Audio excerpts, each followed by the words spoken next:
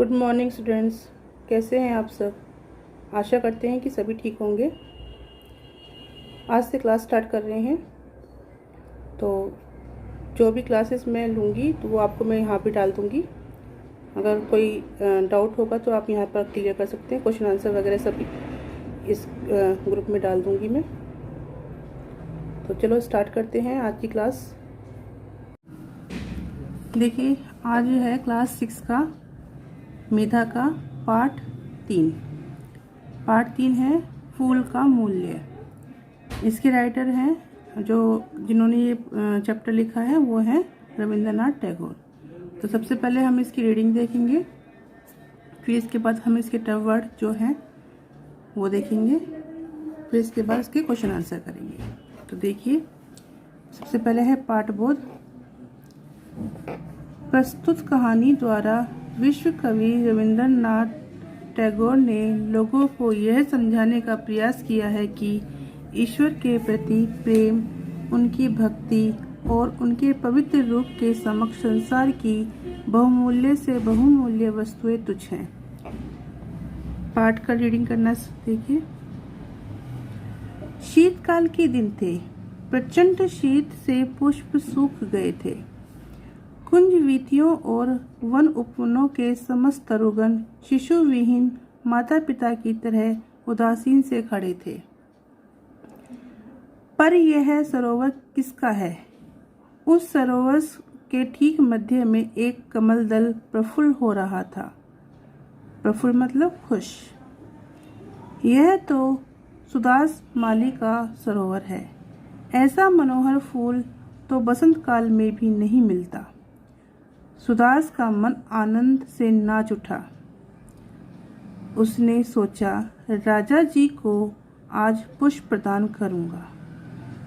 पुष्पों के प्रेमी राजा जी आज अकाल में खिले इस कमल फूल को पाकर मुंह मांगा मूल्य प्रदान करेंगे। पवन की एक लहर आई। कमल ने भी मानो प्रमोदित होकर एक झोंका खाया।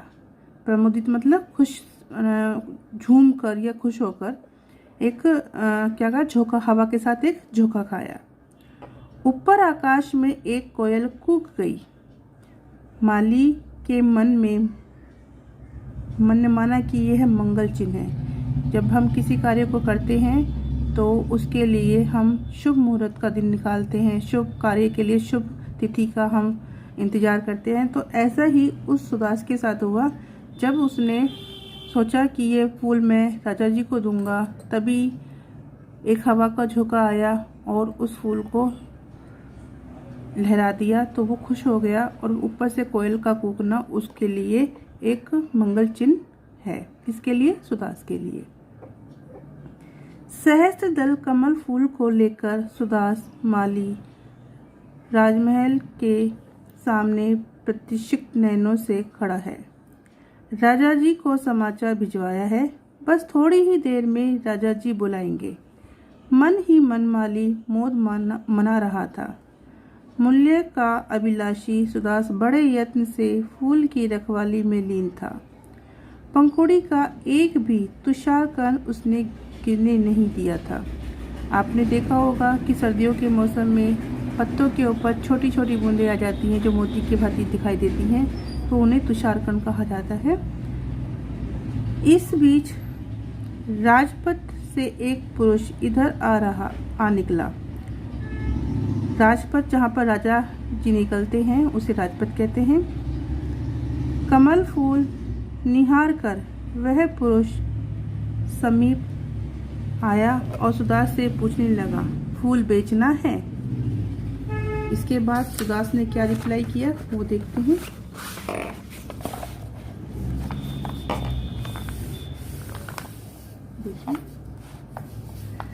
राजा जी के चरणों में प्रस्तुत करना चाहता हूँ। सुदास ने संक्षिप्त सा उत्तर दिया। मुझे तो यह फूल राजाओं के भी राजा श्री के चरणों में चढ़ाना है। भगवान तथागत पधारे हैं।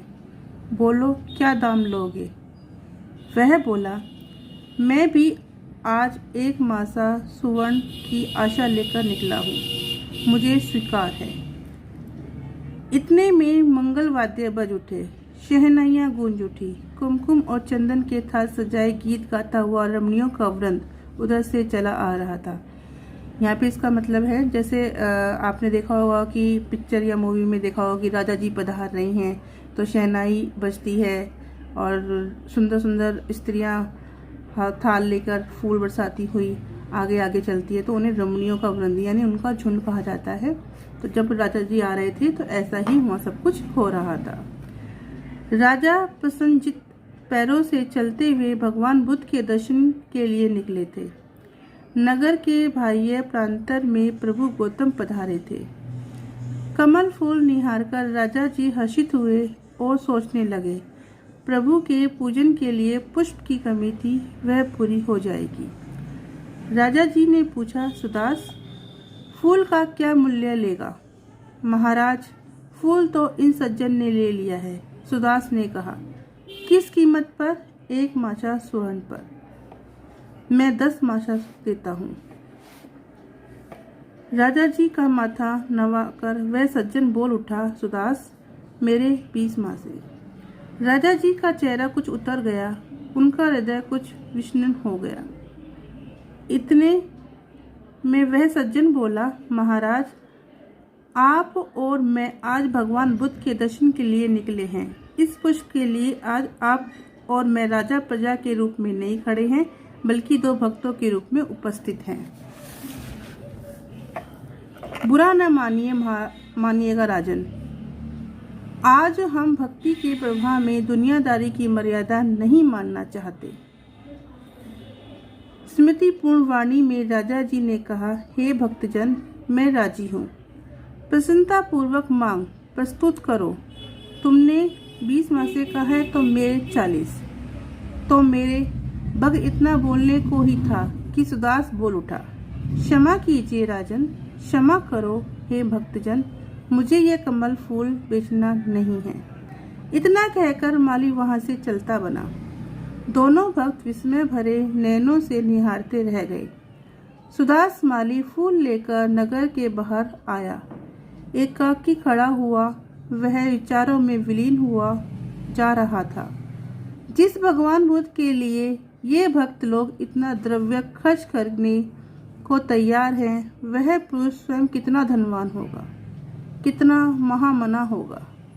उसके चरणों में यह पुष्प अर्पित कर दूं तो मुझे न जाने कितना द्रव्य मिलेगा। वट वृक्ष की छाया में पद्मासन लगाकर भगवान बुद्ध विराजमान थे। उज्जवल ललाट, मुंह पर आनंद की प्रभा, होठों से सुधा झर रही थी और नयनों में अमृत टपक रहा था। मेघों सी धीर गंभीर ध्वनि इस तपस्वी के मुंह से निकल रही थी। सुदास तब होकर खड़ा रहा, उसके मुंह से एक शब्द भी नहीं निकला। वह तो निहार रहा था निर्निमेष भाव से उस साधु की ओर। भूमि पर झुककर सुदास ने इस परम तपस्वी के चरणों के आगे कमल फूल चढ़ा दिया।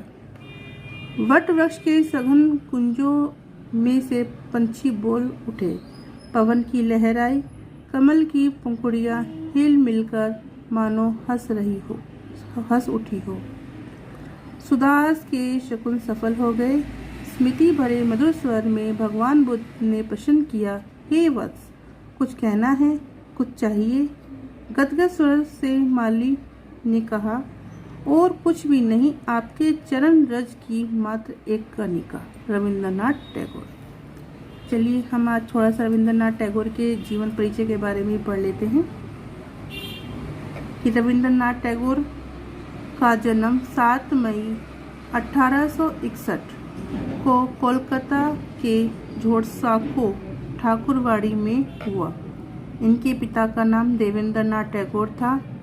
इनके दादा Dwarka Nath Tagore Prince of India कहे जाते थे। इनकी प्रारंभिक शिक्षा कोलकाता के ही एक प्राइमरी स्कूल में हुई, परंतु इनका मन पढ़ने में नहीं लगता था। अतः इनके पिता ने घर पर ही इनकी शिक्षा का प्रबंध कर दिया था। 9 वर्ष की उम्र में ही इन्होंने एक कविता की रचना कर सबको आश्चर्यचकित कर दिया। और बाद में यह विश्व कवि के नाम से प्रसिद्ध हुए। बंगला साहित्य के मूर्धन्य हस्ताक्षर रविंद्रनाथ टैगोर 20वीं शताब्दी के शुरुआती 4 दशकों तक भारतीय साहित्याकाश में ध्रुव तारे की तरह चमकते रहे। इन्हें गीतांजलि के लिए सन 1931 में नोबेल पुरस्कार से सम्मानित किया गया। इस महान विश्व कवि का सन 1941 में देहांत हो गया। ये है रविंद्रनाथ जी का जीवन परिचय। इसके बाद जितने भी इसमें टफ वर्ड आए हैं आप उसको देख लीजिए एक बार, जो चैप्टर के पीछे दिए हुए हैं। इसके बाद करेंगे हम क्वेश्चन आंसर्स। देखिए, सबसे पहले है प्रचंड। प्रेस में उपसर्ग लगा है, चंड इसका मूल शब्द है, यानी प्रचंड का मतलब है तेज और भीषण। प्रमुदित, इसमें भी प्रे आपका उपसर्ग लगा हुआ है। प्रमुदित का मतलब है आनंदित। तुषार कण, ओस का कण। वृंद होता है झुंड। विष्णुमिस उदास। नैनोमिस आंखें, आंखों में। एकाकी मतलब अकेला। स्तब्ध मिस सुन या निश्चेष्ट। रज होती है धूल। वीथियों, गलियों में। अभिलाषी, इच्छा करने वाला।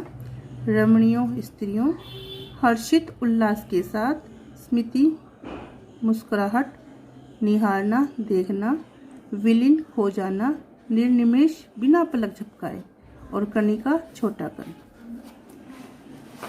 इसके बाद वर्तनी बोध देख लीजिए।